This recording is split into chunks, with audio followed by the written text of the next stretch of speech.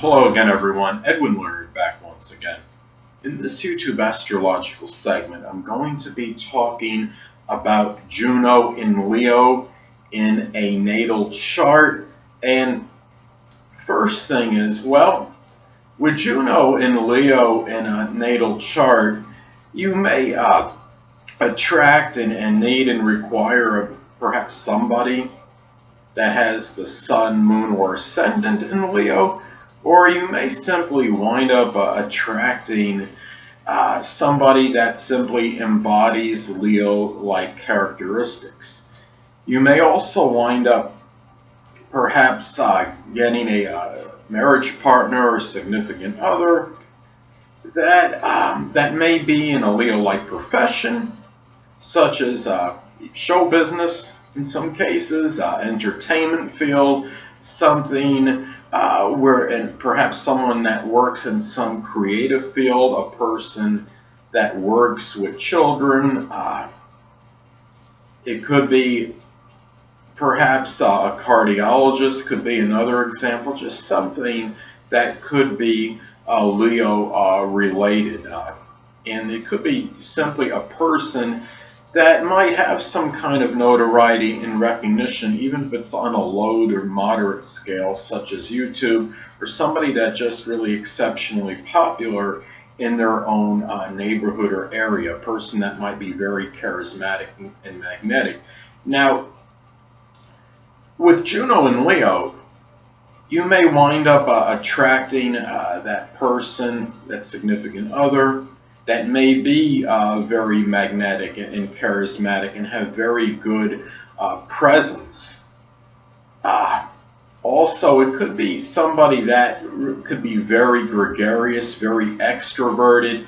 If this person you attract in your life that ultimately becomes a significant other or a marriage partner, and the person is rather introverted or may even have hermit-like tendencies and wants to be a homebody, this may not be for you, and it can make you feel rather despondent or dejected. Now, of course, you've got to blend in the house placement with Juno and Leo. Now, so let's say if someone has Juno and Leo posited in their 4th house in their natal chart, well, that could modify it a little bit in terms of the homebody thing, because this could be somebody that could be still rather gregarious, rather extroverted and outgoing, but it could also be a person that you attract that can be connected with the home, and you may be able to deal with that because Juno in that example would fall in the 4th house. Now, let's say another example, let's say Juno and Leo falls in the 12th house.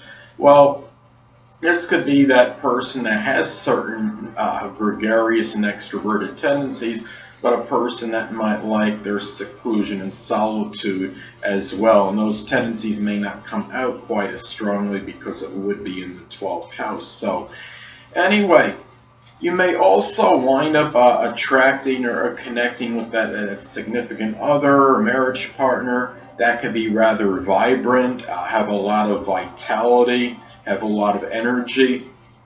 Certainly, a person, though, that on the negative side can be domineering or arrogant, egotistical, a person that constantly wants the attention and be clamoring for it. Just be careful that you don't get involved in a conflict over this in terms of who gets what attention, and because this obviously could cause some issues. Now, the thing is, too, you may also connect with that significant other or marriage partner that not only is clamoring for attention a lot, but may get mad if you're depriving them of it and showing it to other people, even if it's just simply platonic friends and people in platonic relationships you have. So those are some things to look at as far as this placement goes. And you may also attract somebody that's very dynamic and dignified and have a very strong personality about them. And also, it's important to look at like the aspects in your chart. I mean, as far as Juno makes. Now, I mean, for example, let's say that Juno in Leo makes a square, opposition, or even inconjunct, an adverse aspect to your natal Neptune, you might wind up attracting somebody that that might be a little bit delusional, or thinks that they act like they're perfect or infallible or have very few flaws. So it's important to look at that as well. At the same time, the person that you may be attracted to could be a person that could be very steadfast, very loyal. If you show them that loyalty, then there's a good chance it will be reciprocated in return. And on the negative side, another negative side though, however, keep in mind Leo, zodiac sign Leo is connected with extravagance.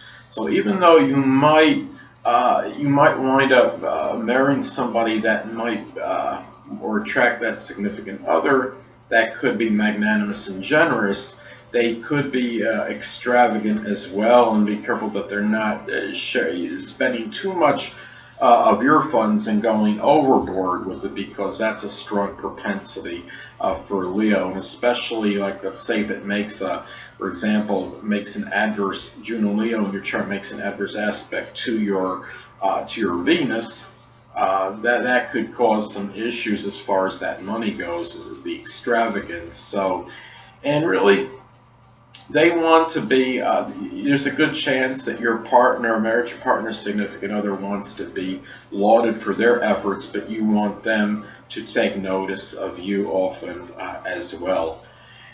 So anyway, people, that'll conclude this YouTube astrological segment for Juno in Leo in a natal chart. And stay tuned next time, where I'll be talking about Juno in Virgo in a natal chart. Two things I want to get with you on before I head out. Firstly, the stars may impel, but do not compel. And secondly, never isolate any single astrological element, aspect, planetary placement, position, configuration, influence, or what have you, and make an analysis of a person, astrologically speaking, based on this alone, because astrologically speaking, the person is the sum of all their components in their natal chart, and not just one. Until next time, people, stay well.